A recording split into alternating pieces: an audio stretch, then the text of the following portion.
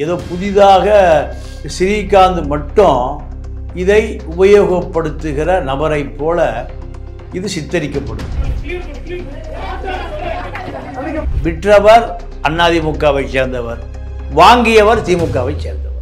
காவல்துறை உடனே பாஞ்சு அதிமுகவை கைது செய்து, அது அஜய் வாண்டையார் சிறையில் பிரசாத்தை விசாரிக்கிற போது, உனக்கு என்னடா தொழில் பிரசாத்துக்கு? எனக்கு கோகைன் விற்பது. விஜய் வீட்டில் வெள்ளித்தட்டில் வைத்து கோகைன் பரிமாறப்படுகிறது. அப்போ ஸ்ரீகாந்த் பட்டியல் யாராரு அங்கெல்லாம் போயிருக்கணுமா இல்லையா? அங்கே போனால் காவல்துறையினுடைய சட்டை கலட்டப்படும். பிரசாந்துடைய பட்டியல் 2 பேர் தானா? 2 பேருக்கு மட்டும்தான் 2 கிலோ, ஆளுக்கு 2 கிலோ வச்சுட்டு பேசாமல் இருந்துருவாரா? அப்போ இதை நிறுத்தவே முடியாது, வாய்ப்பே இல்லை. கஞ்சாவே நிறுத்த முடியாது. கஞ்சாவே நிறுத்த முடியாதப்போ கோகைன் எப்படி நிறுத்த முடியும்? ப்ரௌன் சுகர் எப்படி நிறுத்த முடியும்? ப்ரௌன் சுகருடைய சர்வதேச மதிப்பு $2 லட்சம், ஏறக்குறைய 2 கோடி ரூபாய் ஒரு கிலோ. டாடி மம்மி வீட்டில் இல்லை, தடை போட ஆளே இல்லை.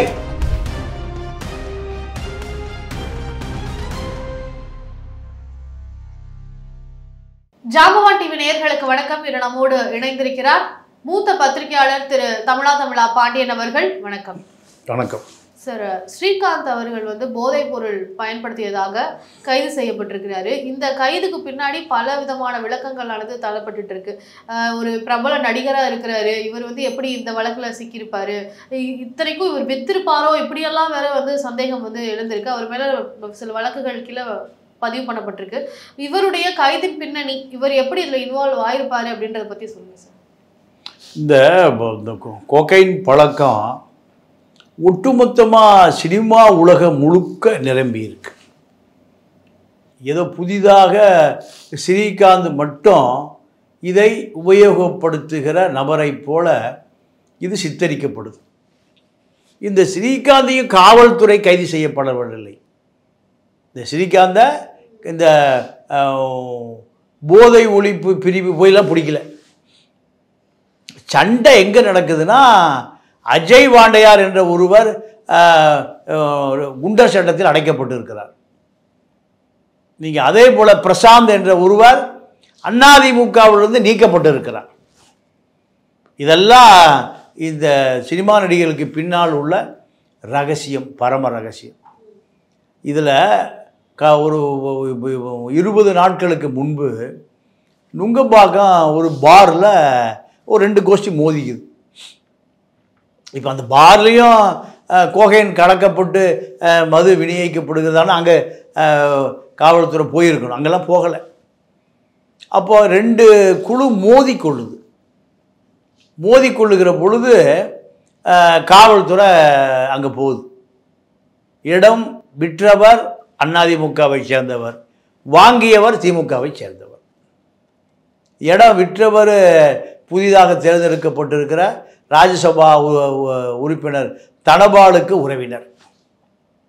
இடம் வாங்கினவர் டிஆர் பாலு, டிஆர்பி ராஜா இவர்களுக்கு உறவினர். 50 கோடி ரூபாய் இடம். இந்த அஜய் வாண்டையார் தான் அந்த இடம் ரியல் எஸ்டேட்டில் பிரச்சனையான இடம். இந்த ரியல் எஸ்டேட் பிரச்சனைனா ஆளுங்கட்சி இருக்கும், ஆளுங்கட்சி போலீஸ் இருக்கும், அதில் எம்எல்ஏ இருப்பார், மந்திரி இருப்பார், பல பேர் இருப்பாங்க. இதில் அஜய் வாண்டையார் யாருக்கு நண்பர்னா பிரசாத்துக்கு நண்பர். இந்த குழு 2 மோதிக்குது. காவல்துறை உடனே பாஞ்சு அதிமுகவை கைது செய்து, அது அஜய் வாண்டையார் சிறையில் பிரசாத்தை விசாரிக்கிற போது, உனக்கு என்னடா தொழில் பிரசாத்துக்கு?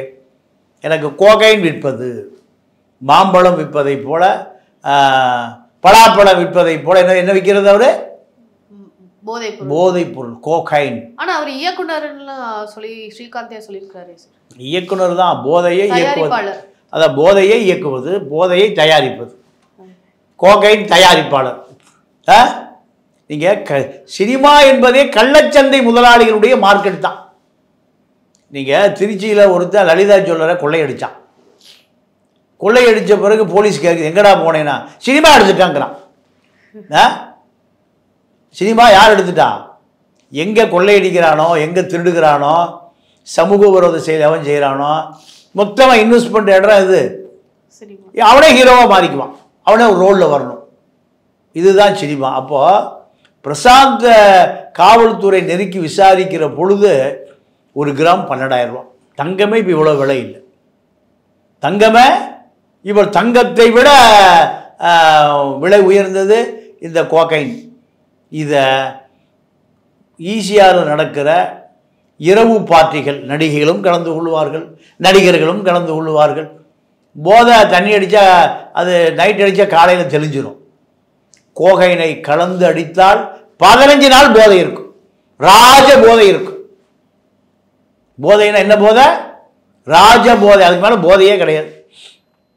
இதற்காக இரவு பார்ட்டியில் கலந்து கொள்கிற உச்சபட்ச நடிகர்களானாலும் சரி, 2ஆம் தர நடிகர்களானாலும் சரி, உச்சபட்ச நடிகர்களானாலும் சரி, 2ஆம் தர நடிகர்களானாலும் சரி, கோகைன் பார்ட்டி நடக்கிறதுனா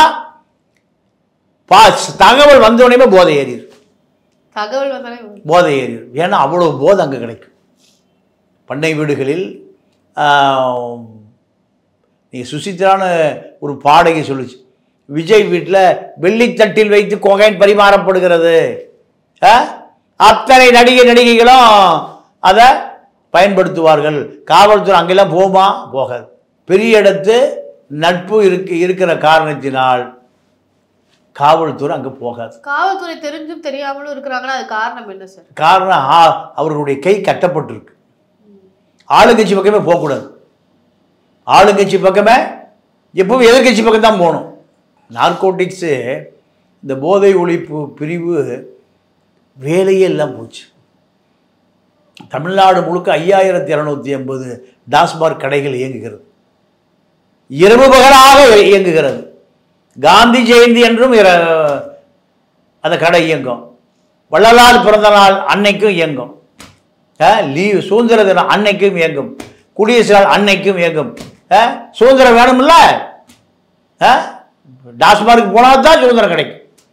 அப்போது அரசு அனுமதிக்கப்பட்ட நேரம் எதுன்னு கேட்டிங்கன்னா காலையில் 12 மணி, இரவு 10 மணிக்கு பூட்டிடும்.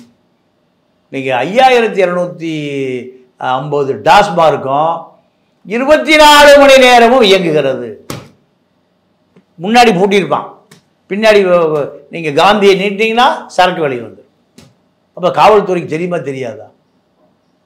சரி, இப்போ சுசித்ராவா இருக்கட்டும், இல்லைனா சின்மயி அவர்கள், இவங்க எல்லாருமே வந்து யூடியூப்ல வந்து நிறைய விஷயங்களை வந்து சொன்னாங்க. இந்த மாதிரி நடிகர்களுடைய வீட்டில் இப்படி நடக்குது, பர்த்டே பார்ட்டினா அது வேற மாதிரி இருக்கும், ஒரு குரூப் மீட்னா அது வேற மாதிரி இருக்கும், இப்படி எல்லாம் நிறைய விஷயங்களை சொல்றாங்க. ஆனா இதெல்லாம் வந்து எப்படி ஆதாரமா எடுத்துட்டு காவல்துறை வந்து அவங்க வீட்டுக்கு போக முடியும் அப்படின்னு நினைக்கிறீங்க? அதெல்லாம் எடுத்துக்க முடியாது தானே? இல்லை இல்லை, அது நல்ல கேள்வி. இப்போ எப்படி காவல்துறை ஸ்ரீகாந்த் வீட்டுக்கு போச்சு? பிரசாந்த் தான் சொன்னான், நான் விற்றேன். நான் பிரசாந்த் என்ன சொன்னார்? நான் நேரடியாக என்னுடைய கஸ்டமர் யாரு? ஸ்ரீகாந்த். அப்போ பிரசாந்துக்கு ஒரே கஸ்டமர் தானா? ஏன் எந்த வியாபாரத்துக்கும் ஒரே கஸ்டமர் தான் இருப்பாரா? அப்போ ஸ்ரீகாந்த் சொன்ன பட்டியல் யாராரு? அங்கெல்லாம் போயிருக்கணுமா இல்லையா? அங்கே போனால் காவல்துறையினுடைய சட்டை கலட்டப்படும். ஆனா இப்போ ஸ்ரீகாந்த் அவர்கள் சொல்லி கழுகு படத்தினுடைய நடிகர் கிருஷ்ணா அவருமே வந்து இந்த வழக்குல வந்து அவர் மேலேயும் வழக்கு தேடிட்டு இருக்காங்க. அவர் தலைமறைவாயிட்டாருன்னு சொல்லி காவல்துறையினரும் தேடுறதா செய்தி வருது இல்லையா? அப்போ அவர் மூலமா தானே இப்போ கிருஷ்ணா அவர்கள் வந்து வெளியில தெரிஞ்சிருக்கிறாருன்னு சொல்றாங்களே. சரி, அடுத்து இன்னொரு அந்த பட்டியல் யாராரு? ஓகே, பிரசாந்துடைய பட்டியல் 2 பேர் தானா? 2 பேருக்கு மட்டும்தான் 2 கிலோ, ஆளுக்கு 2 கிலோ வச்சுட்டு பேசாமல் இருந்துருவாரா? ஒரு கஞ்சா வியாபாரிக்கே கஸ்டமர் 50 பேர் இருக்கான். டாஸ்மார்க்கு ஒரு கடைக்கு கஸ்டமரே ஒரு 500 பேர் இருக்கான். அப்போது இந்த ஸ்ரீகாந்துக்கு பின்னாலோ முன்னாலோ நீங்கள் அப்போ அந்த பிரசாந்த் சொல்கிறாரு, நான் பெங்களூர்லேருந்து எடுத்துகிட்டு வருவேன், பெங்களூர்லேருந்து கொண்டு வந்து விற்பேன். பெங்களூர் போய் 2 பேருக்கு 2 கிராம் மட்டும் விற்கிறக்கா பெங்களூர் போவார்? 1 கிலோ 12,000 ரூபா. சரி, ஆளுக்கு 2 கிராம், 1 கிராம் 12,000 ரூபா. தங்கத்தின் விலையை விட அதிகம். தங்கமே 1 கிராம் 12,000 இல்லை, 7,000 ரூபா தான். இது 2 மடங்கு விலை. தங்கத்தை விட நீங்கள் அதை சிரிக்காத பிரசாத் சொல்கிறாப்புல, கொடுத்த உடனே சிரிக்காத வாங்கி பயன்படுத்த ஆரம்பிச்சிருவார், போதையை உடனே ஏற்றிக்குவார். இப்படி எத்தனை போதை ஆசாமிகள் திரைப்படத்துறையில் நிரம்பி இருக்கிறார்கள். இப்போ இன்னைக்கு விஜய் ஆண்டனி வந்து ப்ரெஸ் மீட் வந்து கொடுத்துருந்தாரு. விஜய் ஆண்டனியை பொறுத்த வரைக்கும் அவருமே இதில் இன்வால்வ்டுன்னு சொல்லி நேற்று வர சிலப்பா செய்திகள்லாம் வந்தது. ஆனால் இன்னைக்கு ஒரு ப்ரெஸ் மீட் கொடுத்தாரு. அதில் அவர் சொல்லியிருக்கிறது இதெல்லாம் வந்து சினிமா துறையில் இருக்கிறது தான் அப்படின்றதெல்லாம் அவர் சொல்கிறாரு. அப்போது அதை எப்படி எடுத்துக்கிறது சார்? இருக்கிறது தான் அப்படின்றது தான் அவர் உண்மைதான் சொல்கிறாரு. நாங்கள் எல்லா கோகைன் பார்ட்டி தாயா, அவர் இன்வால்வ், அவருமே இந்த பழக்கத்தில் இருக்கிறவர் தான். அதான் நாங்கள் கோகைன் பார்ட்டி தான், எங்களுக்கெல்லாம் பின்னாடி பாலிடிக்ஸ் இருக்கியா, ஒன்றும் பண்ண முடியாது. எல்லா சினிமா நடிகைகள் கலந்து கொள்ளுகிற சோமா செட்டாக இருந்தாலும் சரி, 174 அப்பார்ட்மெண்ட்டாக இருந்தாலும் சரி, எல்லா இடத்துலையும் இது இருக்கியா. ராஜபோதை இல்லாமல் என்னையா சினிமா? திரைப்படத்துறையில் நடக்கிற இரவு பார்ட்டிகள், அத்தனை பார்ட்டிகளும் மது அல்ல, மதுவை தாண்டி கொகைன் போதை தான். அது ஒரு 15 நாளுக்கு தருகிற போதை. இப்போ இந்த சமுதாயத்தில் வந்து போதை பொருள் இருக்கு, யார் விற்கிறா, யார் வாங்குறாங்க, எல்லாமே வந்து காவல்துறைக்கும் உளவுத்துறைக்கெல்லாம் தெரியாமல் எதுவும் நடக்க போகிறது இல்லை. அப்போ காவல்துறைக்கு தெரியுது அப்படின்னா அரசாங்கத்துக்கும் இது தெரியும் தானே. அப்போ ஏன் இது வந்து எந்த அளவுக்கு நிறுத்தப்படலை அப்படின்ற கேள்வியை முன்வைக்கிறாங்க. அதுக்கு உங்களுடைய பார்வை என்ன சார்? இல்லைம்மா, அரசாங்கம் வேற, காவல்துறை வேற இல்லை, ரெண்டும் ஒன்று தான். ரெண்டும் அரசு என்பதே பல துறைகள் சேர்ந்தது தான் அரசு. காவல்துறை, நீதித்துறை, ரெவன்யூ துறை, இப்படி பல துறைகள். ஆனால் இந்த தமிழ்நாட்டை பொறுத்த வரைக்கும் 2200 பேர் கஞ்சா விற்கிறான்னு ஓய்வு பெற்ற டிஜிபி ஒரு பட்டியலை கொடுத்தார். அவர்களுடைய வங்கி கணக்கு முடக்கப்பட்டதுன்னு கொடுத்தார். வங்கி கணக்கு முடக்க வேண்டாம் ஐயா டிஜிபி அவர்களே, கஞ்சா விற்கிறவனையே முடக்கணும். அவன் எங்கேருந்து வாங்கிட்டு வர்றான், எந்த வழியாக வருது, எங்கே டிஸ்பியூட் ஆகுது, எங்கே ட்ரேடர் ஆகுது, இதை இன்னைக்கு வரைக்கும் கண்டுபிடிக்கல. சாதாரண கஞ்சா விற்கிறவன் சாதாரண ஒரு A+ ரவுடியாக இருப்பான். அவனையே கண்டுபிடிக்க முடியாத இந்த காவல்துறை ஒரு கிராம் 12,000 ரூபா இந்த கோக்கைன் மேட்டுக்குடியை சேர்ந்த ஆட்கள் தான் அதை விற்பான். அப்போ இவன்கிட்ட எப்படி இந்த காவல்துறை போகும்? மீண்டும் மீண்டும் நான் சொல்கிறது அதுதான். அப்போ இதை நிறுத்தவே முடியாது, வாய்ப்பே இல்லை. கஞ்சாவே நிறுத்த முடியாது. அப்போ கோகைன் எப்படி நிறுத்த முடியும்? ப்ரௌன் சுகர் எப்படி நிறுத்த முடியும்? ஹெராயின் எப்படி நிறுத்த முடியும்? பச்சைப்பட்டமைன் எப்படி நிறுத்த முடியும்? பல அபீன் இருக்கு, பல போதைப் பொருள் இருக்கு, பல உருவத்தில் இருக்கு. இது பல பேர் அது இல்லாமல் வாழ முடியாது. நீங்கள் சிகரெட் பைப்பில் கஞ்சாவை குடிக்கிறவங்கலேருந்து பான்பராக், தடை செய்யப்பட்ட பான்பராக், தம்பாக், இப்படி பல போதைப் பொருள்கள் இருக்குது. சார், இப்போ மலையாள இண்டஸ்ட்ரியில் பிரபல பாடகராக இருக்கக்கூடிய வேடன் மேலேயும் வந்து இந்த மாதிரி போதைப் பொருள் வழக்கு வந்து போடப்பட்டது. அவர் வந்து கஞ்சா அந்த வழக்கில் தான் வந்து கைது செய்யப்பட்டார். ஆனால் அவர் வந்து ஒத்துக்கிட்டு திருப்பி இப்போ பாடிட்டு தான் இருந்தார். இப்போ தான் அந்த சர்ச்சை அடைஞ்சதை தவிர அதுக்கப்புறம் வெளியிலலாம் வந்துட்டார். அப்போ அதே மாதிரி ஸ்ரீகாந்தும் இந்த வழக்கை பொறுத்த வரைக்கும் வெளியில் வர்றதுக்கு வாய்ப்பு இருக்கா? இல்லை அவருக்கு வந்து தண்டனைகள் எப்படி இருக்கும்? அதை பற்றி சொல்லுங்கள் சார். இதில் அரசியல் எதுவும் வருமா அப்படின்றத பற்றி குறிப்பிடு. இல்லை, அதாவது வேடனை பொறுத்த வரைக்கும் கஞ்சா அது ஒரு சாதாரண வழக்காக முடிஞ்சு போச்சு. அதுக்கு வேடனை பொறுத்த வரைக்கும் என்ன நடந்ததுன்னா, வேடனை சுற்றி வேடனுக்கு எதிரானவர்கள் சூழப்பட்டு இந்த பழக்கத்தை வேடன் கொடுக்குறாங்க. இவர் அந்த கஞ்சாவை உபயோகப்படுத்துகிற பொழுது காவல்துறைக்கும் தகவல் கொடுக்குறான். யாரை சுற்றி உள்ளவன்? வேடனை சுற்றி உள்ளவர்கள். அப்போ வேடனை திட்டமிட்டு ஒரு கூட்டம், சங்கி கூட்டம், வேடனுடைய உழைக்கிற மக்களுக்கு ஆதரவாக, மீனவ மக்களுக்கு ஆதரவாக அவருடைய அந்த குரல் ஒழித்து விடக்கூடாது, ஓய்ந்து போக வேண்டும் என்பதற்காக திட்டமிட்ட சங்கிகளை அவரை கட்டுப்பாட்டுக்குள் வைத்து அந்த கஞ்சாவை குடிக்க வச்சதனுடைய விளைவு தான் நீங்கள் உடனடியாக வெளியே வந்துட்டார்.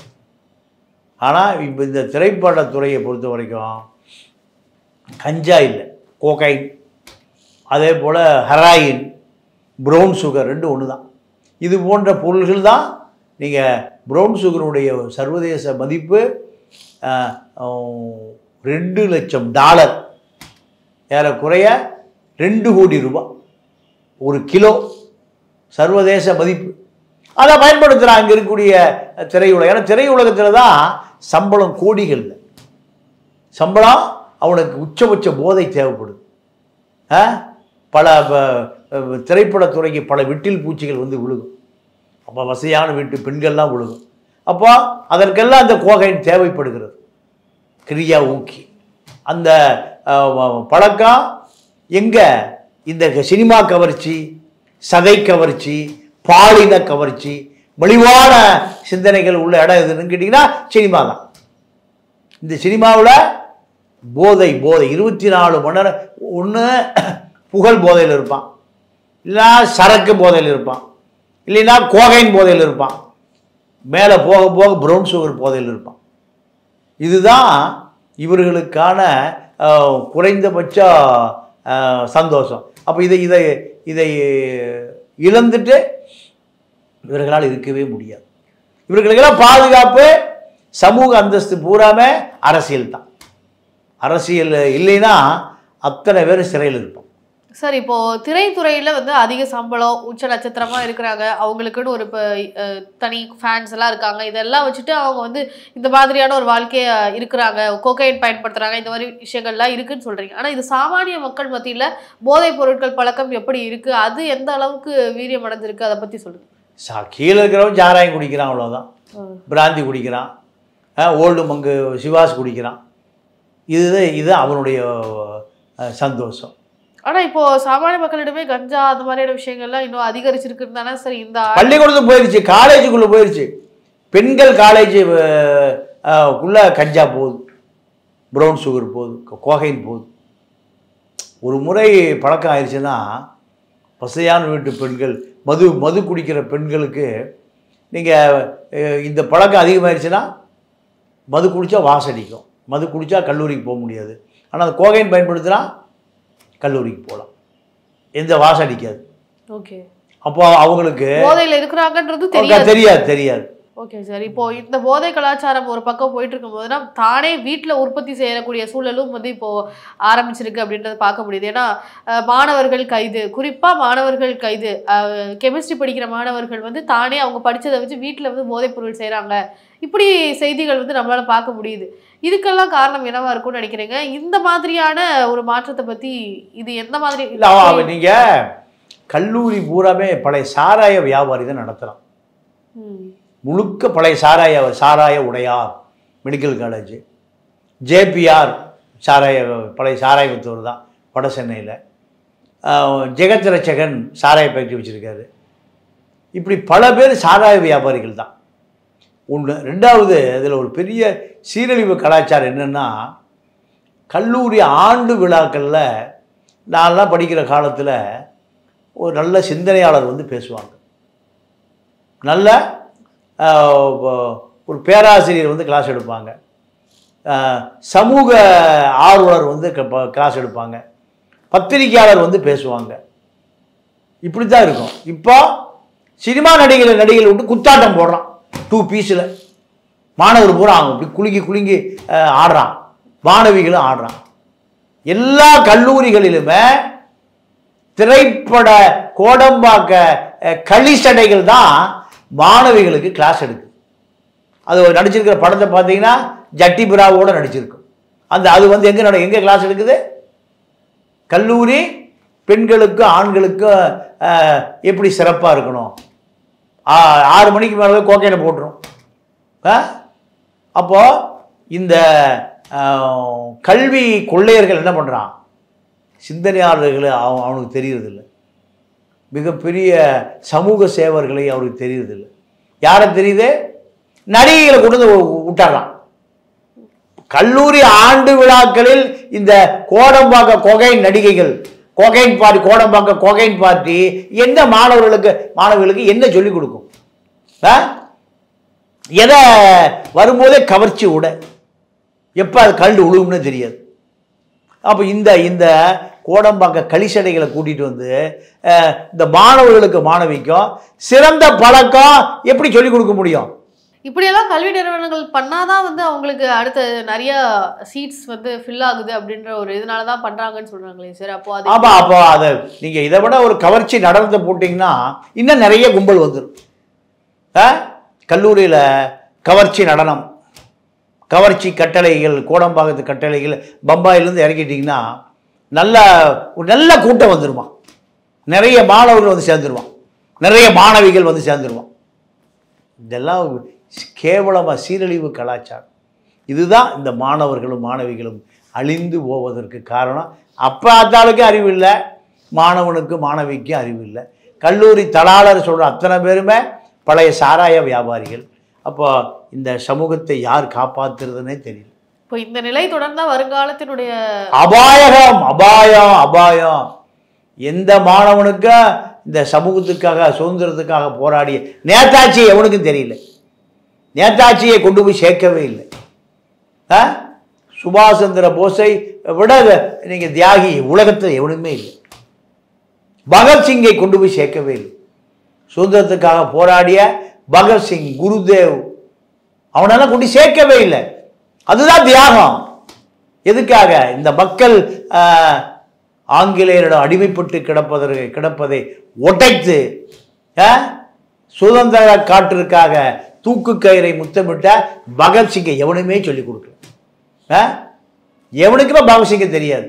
ரம்பாவை தெரியும், தமனாவை தெரியும், அனுஷ்காவை தெரியும், கவாலா காவாலா பாட்டு தெரியும்.